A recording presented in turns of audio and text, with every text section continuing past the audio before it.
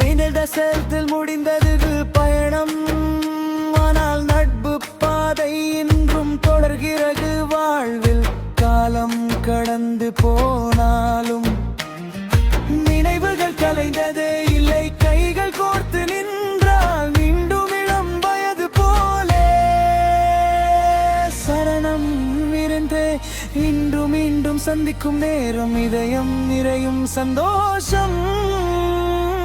நண்பர்கள் முகம் பார்த்தால் நாளெல்லாம் திருநாளே.